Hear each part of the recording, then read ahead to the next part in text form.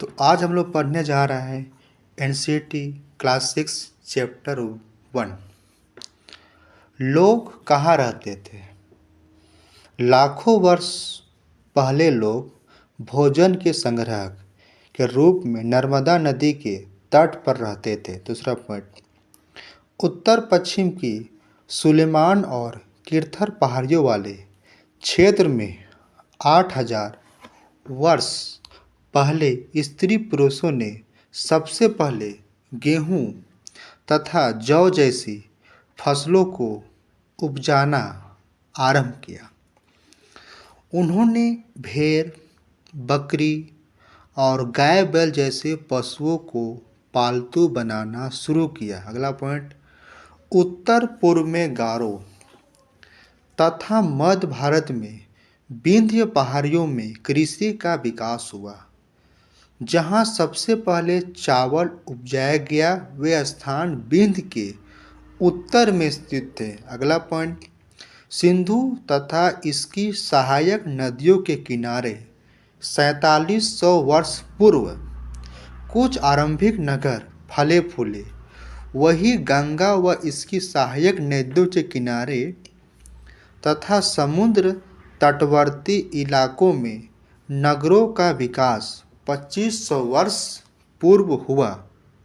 गंगा के दक्षिण के आसपास का क्षेत्र प्राचीन काल में मगध नाम से जाना जाता है।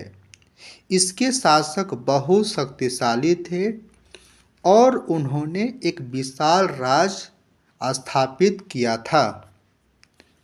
अगला पॉइंट इसी में, अपने देश के लिए हम पराया इंडिया तथा भारत जैसे नामों का प्रयोग करते हैं। इंडिया शब्द इंडस से निकला है जिसे संस्कृत में सिंधु कहा जाता है। इसी में पहला पॉइंट है, लगभग 2500 वर्ष पूर्व उत्तर पश्चिम की ओर से आने वाले ईरानियों और यूनानियों ने सिंधु को हिंदोस अथवा इंदोस और इस नदी के पूर्व में स्थित भूमि को इंडिया कहा। इसी में अगला पॉइंट है, भारत नाम का प्रयोग उत्तर पश्चिम में रहने वाले लोगों के एक समूह के लिए किया जाता था। इस समूह का उल्लेख संस्कृत की आरंभिक 3500 वर्ष पुरानी कृति ऋग्वेद में भी मिलता है। दूसरा इसमें पॉइंट है, अतीत के जानकारी के स्रोत, मतलब अतीत को हम कैसे जान सकते हैं, उसके सोर्स क्या है। तो पहला सोर्स है पांडुलिपि। से पहला पॉइंट है, ये पुस्तकें हाथ से लिखी होने के कारण पांडुलिपि कही जाती है। अगला पॉइंट है, अंग्रेजी में पांडुलिपि के लिए प्रयुक्त होने वाला शब्द मैन्यूस्क्रिप्ट, तो लैटिन शब्द मेन्यू से निकला है जिसका अर्थ हाथ है से निकला है। ये पांडुलिपियाँ प्रायः ताड़पत्रों अथवा हिमालय क्षेत्र में उगने वाले भूर्ज नामक पेड़ की छाल से विशेष तरीके से तैयार भोजपत्र पर लिखी जाती थी। दूसरा स्रोत है अभिलेख।